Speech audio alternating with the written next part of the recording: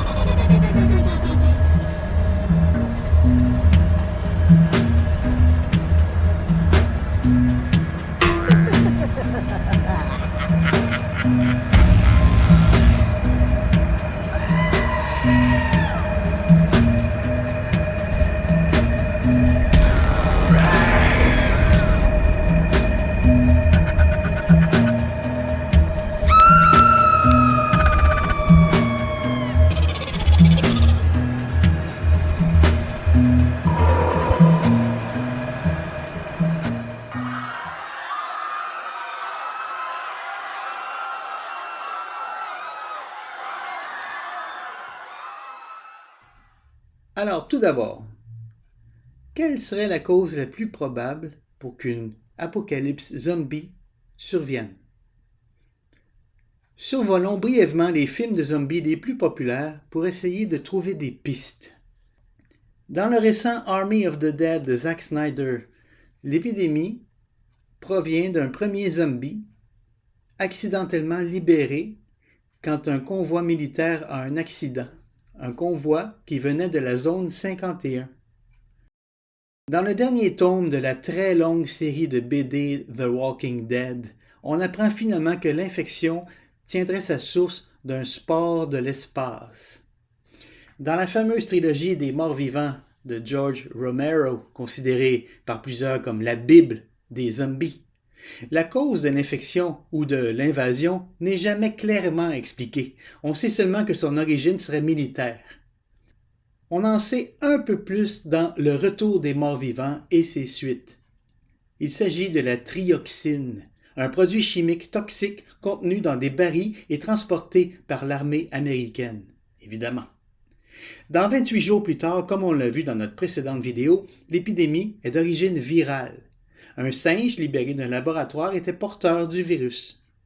Dans World War Z, avec Brad Pitt, les zombies sont également le résultat d'une pandémie, dont la cause reste cependant inconnue. Aujourd'hui, les scientifiques s'entendent pour dire que si quelque chose transforme un jour l'humain en zombie, ce sera fort probablement un virus. Ça fait plein de sens, surtout en cette période de pandémie. Mais explorons un peu Mère Nature pour voir. Parce que la nature est pleine de merveilles et de mystères, mais elle est aussi pleine d'horreurs. Alors la question est, y a-t-il des cas de zombification dans la nature? Eh bien, la réponse risque de vous étonner. Oui, il y en a, et j'en ai retenu 2 particulièrement intéressants.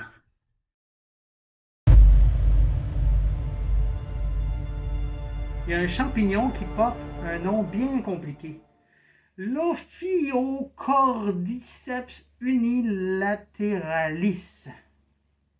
Ça fait partie de la famille des Ophiocordycepitaceae. Oui. Il se développe notamment sur des feuilles en décomposition. Oui. En gros, là, le but de ce champignon, c'est d'infecter une pauvre fourmi innocente et de la zombifier. Il n'y a pas d'autre mot. Non. Alors, comment ça marche? Le champignon libère des spores. Les spores voyagent dans les airs jusqu'à ce qu'ils trouvent un insecte à infecter. Et là, ils entrent dans le corps de l'insecte et lentement prennent possession de son corps. Oui, c'est pas des blagues. Et la fourmi marche malgré elle pour se rendre en hauteur dans les branches les plus hautes des arbres. Et elle s'y agrafe par ses mandibules et reste accrochée là jusqu'à sa mort. Elle reste consciente, mais elle ne peut plus bouger. Elle est totalement sous le contrôle du champignon parasite. Oui. Et à la fin, son agonie se termine quand les fructifications du terrible champignon sortent de sa tête.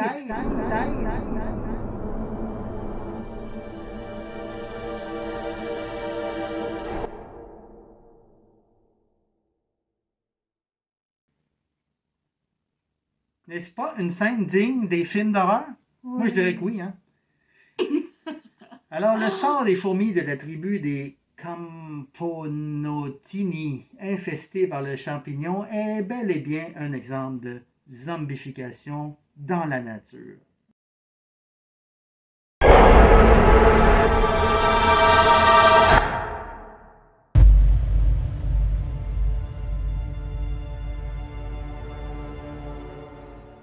Encore plus curieux, il existe un parasite du nom de Toxoplasma gondii qui infecte plusieurs espèces animales, dont principalement les oiseaux, les rats et surtout les chats. Plus les chercheurs s'intéressent à ce curieux parasite, plus ils trouvent des choses bizarres. Ce parasite se développe dans les intestins de l'animal infecté, pour notre exemple, on va dire un chat, puis il forme des oocystes qui, une fois expulsés par les selles, peuvent survivre très longtemps à l'air libre. Quand un autre animal se trouve infecté, par exemple un rat, en buvant de l'eau contaminée par les oocystes, par exemple, le parasite se fraye un chemin jusqu'à son cerveau et c'est là que ça devient intéressant, il change le comportement du rat en faisant en sorte que le rat ne ressente plus du tout sa peur naturelle du chat. Donc, au lieu de d'étaler dès qu'un chat s'approche de lui, il va rester là, sans réagir, jusqu'à ce qu'il se fasse manger par le chat, exactement comme un zombie. Quand le rat est mangé par le chat, le cycle du parasite qui a contaminé le chat au départ est complété, ce qui va lui permettre de se multiplier en lui fournissant les oocystes développés dans le rat. Vous me suivez? On peut toujours se rassurer en se disant que ce parasite ne risque pas de contaminer les humains, n'est-ce pas? Eh bien... En fait, l'humain est bien l'un des hôtes du Toxoplasma gondii. Et tenez-vous bien, les scientifiques estiment que pas moins de 30 à 50% des êtres humains sont présentement infectés par ce parasite. Eh oui. Il suffit de nettoyer la litière de son chat, puis de ne pas se laver correctement les mains avant de se préparer de la bouffe pour être infecté. Mais oh, pas de panique. Surtout, n'allez pas zigouiller votre pauvre chat, c'est pas de sa faute, et vous allez voir, c'est pas si grave que vous croyez. Parce que chez l'humain, si vous êtes en bonne santé, les symptômes vont s'apparenter à une grippe ordinaire. Parce que, à l'intérieur du corps, le parasite forme un genre de kyste bénin. Et il peut provoquer de la fièvre, des maux de tête et de la fatigue musculaire pendant un certain temps, puis les symptômes disparaissent. Ou, si l'humain a un solide système immunitaire, il ne développera probablement jamais de symptômes. Mais, une fois infecté, l'hôte le restera toute sa vie. Le parasite, pour échapper aux anticorps du système immunitaire, restera à l'état dormant, jusqu'à ce que l'hôte soit affaibli par une autre maladie. Alors, le parasite sortira de son sommeil et il pourra causer de sérieux dommages aux yeux et au cerveau de son hôte. Certains chercheurs ont noté des corrélations entre ce parasite et un comportement autodestructeur, comme le masochisme et même le suicide. Et une autre étude est très intéressante. Elle a montré que les personnes infectées par ce parasite n'ont plus peur de rien et ils ont plus tendance à se lancer en affaires. Eh oui, vous avez bien compris. Ils auront tendance à devenir des businessmen, puisqu'ils n'éprouvent plus du tout la peur de l'échec. On ne peut pas vraiment dire que l'humain infecté par ce curieux parasite se transforme vraiment en zombie, mais quand on pense qu'il suffirait seulement d'une toute petite mutation du Toxoplasma gondii pour que la fameuse apocalypse zombie qu'on craint tant devienne réalité, ça fait peur, n'est-ce pas? Il y a beaucoup de vidéos qui circulent sur le web qui font peur.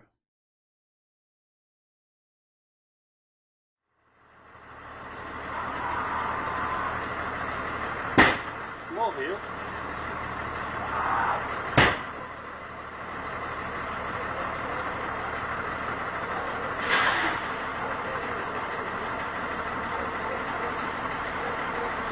D'accord, on peut s'entendre pour dire que la plupart de ces cas peuvent assez facilement s'expliquer par des maladies mentales graves ou l'absorption de drogues particulièrement puissantes.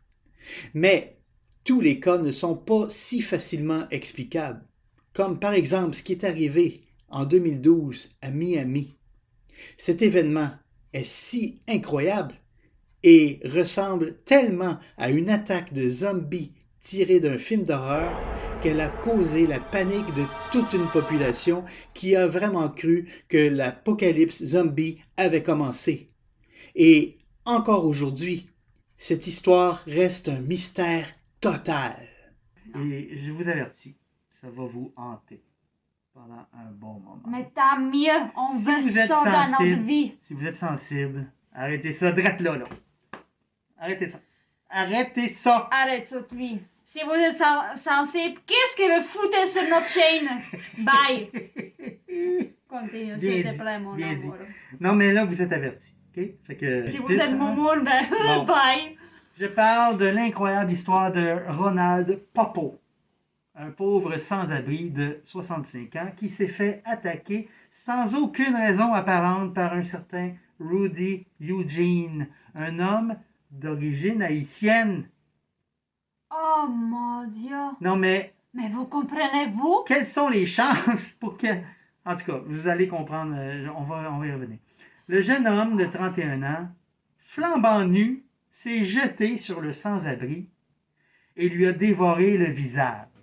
Oh mon Dieu. Vous m'avez bien entendu. Il lui a Ça bouffé me donne le envie visage. de manger. 75% du visage de la victime lui a été arraché, déchiqueté et mâché par un Eugene enragé qui grognait comme un animal. Plusieurs cyclistes et automobilistes ont été témoins de Oh cette mon- scène d'horreur. Mais c'est horrible. Larry Vega, un motocycliste qui a vu Eugene dévorer le visage de Popo, relever la tête en l'air en hurlant et en grognant avec des morceaux de chair qui sortaient de sa gueule. Il a dit que c'est la chose la plus horrible et traumatisante qu'il ait jamais vue de toute sa vie. Et je le crois. Je comprends. Environ une vingtaine de minutes après le début de l'attaque, l'officier de police José Rivera est arrivé sur les lieux, a dégainé son arme. Il a sommé le suspect d'arrêter immédiatement, mais sans succès. L'officier a ensuite tiré sur le suspect. Et la seule réaction de Eugene Mhm. a été de grogner comme un animal. Ensuite, il a continué de dévorer le visage de sa victime. Ben voyons donc. Comme si il a tout simplement dérangé dans son activité, rien de plus. Aucune douleur apparente.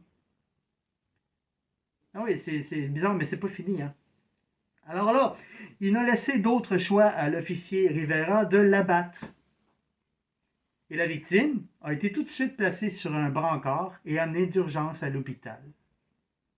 Son agresseur, la police et tous les témoins de la scène ont tous cru qu'il était, évidemment, sous l'influence d'une puissante drogue. Hein? C'est la seule explication à laquelle on pense. Oui. Alors? Comme la drogue qu'on appelle les sels de bain. Bath salt. Oh. Une drogue hyper toxique dont les effets sont ceux de la cocaïne jumelés à ceux de la méthamphétamine et de l'ecstasy. Une drogue qui augmente dramatiquement la température du corps, ce qui pourrait expliquer qu'il s'est dénudé. Oui. Et peut causer un délire intense, des hallucinations et peut provoquer une crise d'agressivité intense, semblable à celle décrite par les témoins. Sauf que, voilà, la seule substance détectée lors de l'autopsie, c'était un sucre. c'était un petit peu de marijuana. Mais voyons donc, marijuana fait pas ça. Aucune trace de drogue dure. Je vous dis, c'est pas des blagues.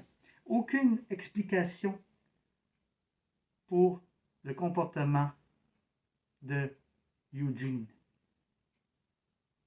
C'est vraiment bizarre. Mais qu'est-ce qui est encore plus bizarre que ça me donne envie de manger? Quand je imagine... Non mais contrôle-toi, on a presque fini. Là. Ronald Popo, la victime, a subi plusieurs chirurgies au visage. Mais même privé de ses 2 yeux et de son nez, Popo n'a jamais perdu de son optimisme. C'est un être vraiment étonnant. Il se considère chanceux d'avoir survécu et continue de prendre la vie avec philosophie. Alors, que s'est-il passé? Une crise de démence? Un épisode psychotique inexplicable? Un sortilège vaudou? Hein? On l'a dit, il était d'origine haïtienne. Est-ce un hasard? Je sais pas, il y a quelque chose. Là. Quelque chose. Mais on ne saura jamais. Mystère. Je dois aussi parler d'une maladie mentale. Mienne? Non, ben, c'est-à-dire, je sais pas. Tienne? Pas tout à fait, heureusement. Je ne suis pas rendu là. Alors, je parle de le syndrome de Cotard. C'est quoi ça? C'est une maladie mentale rare, découverte en 1882 par le neurologue français Jules Cotard. Okay. C'est l'un des délires faisant partie des syndromes dépressifs graves appelés syndrome mélancolique.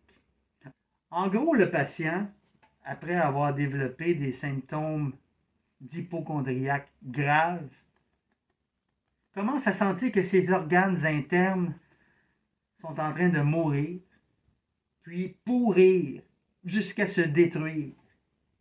Quoi? Contrairement à l'hypochondriaque commun, à ce stade de la maladie, le patient, il ne consulte pas un médecin parce qu'il est persuadé que c'est déjà trop tard pour lui. Ce qui est particulier, c'est qu'il croit qu'il ne peut pas mourir et donc qu'il pourrit vivant. C'est assez particulier, n'est-ce pas? Autrement dit, quelqu'un qui souffre de cette maladie est certain qu'il est un mort-vivant. Tu sais qu'ils font un film avec un... Oui, on l'a vu. C'était catastrophe. Thanatomorphose. C'est comme si... en fait, c'est un film canadien. Oui. Quoi? Réalisé par un Québécois. Quoi? Éric Falardeau. Quoi? Et c'est comme s'il avait décidé de mettre en scène, d'un point de vue réaliste, ce que les malades du syndrome de Cotard imaginent, mais en vrai. Et en fait, le film nous montre... Qu'elle se chie dessus. Oui, pipi, caca, vomi, tout ce que vous C'est voulez tout. pas voir est dans ce film. Mm. Alors, je sais pas si ça vous intéresse de voir une femme qui pourrit très, très, très lentement. C'est le film le plus lent que j'ai vu de ma vie.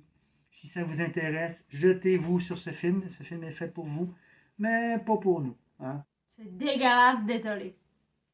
Pour en revenir au syndrome de Cotard, il y a eu quelques cas bien documentés, dont une femme philippine de 53 ans qui a été admise à l'hôpital psychiatrique après que des membres de sa famille aient appelé le 911 pour leur dire que la femme se plaignait qu'elle était morte, Hein? qu'elle se sentait comme un cadavre pourri. Et elle voulait qu'on l'entrepose à la morgue. Voilà. Elle a subi un traitement médicamenteux, mais contre son gré. Le traitement a fini par amoindrir ses pensées délirantes, même si elle continuait de voir l'avenir sombre et sans espoir. Un autre cas documenté est celui d'un ancien professeur à la retraite âgé de 65 ans qui a commencé à se sentir triste et maussade. Il s'isolait de plus en plus de son entourage. Il était obsédé par l'idée que tout a une fin. Et peu à peu, il a commencé à se plaindre que tous ses organes, incluant son cerveau, avaient cessé de fonctionner, que sa maison craquait de partout et tombait en ruine. Environ un mois avant son admission à l'hôpital psychiatrique, il a tenté de se suicider par pendaison, mais il a été sauvé. Une note dans son dossier explique qu'il a voulu se suicider parce qu'il craignait, par sa seule présence, de contaminer tous les habitants de son village par une forme de cancer incurable. Il a ensuite refusé de s'alimenter, parce qu'il disait qu'il était mort. Pendant les 2 mois suivant son admission, il a tenté de se suicider à 2 autres reprises. Vous imaginez ce que ça doit être de se regarder dans le miroir et de se voir comme un zombie? Mais toi, tu peux pas. Oui, mais au moins, je pense que je suis vivant. Hein, je ne pense pas, peut-être pas de ton cas. Hein, je te regarde, franchement, là, dessous. Tu as un miroir quelque part? Non. C'est mieux comme ça. Alors voilà, c'est ce qui termine notre épisode spécial sur le zombie. J'espère que ça vous a plu. Hein, parce que nous, on s'est bien amusés. Oui. Et je pense que vous avez appris des choses. Ben, j'ai vomi un peu. Mais c'est correct. Non, mais Excusez-moi. comment ça va, sérieusement, là, entre nous, là? Ben, ça va. Non, mais je veux dire... J'ai envie de manger quelque chose comme red viande, la viande rouge. C'est pour ça que je bois le sang. Mais non, toi c'est bien fait, papa. Mais j'avais envie de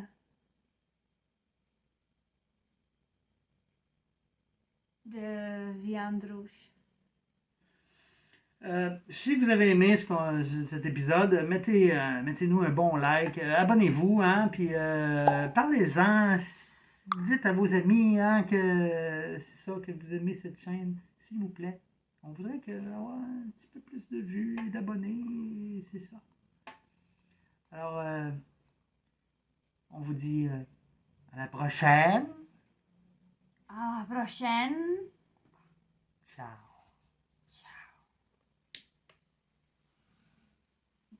Ah non!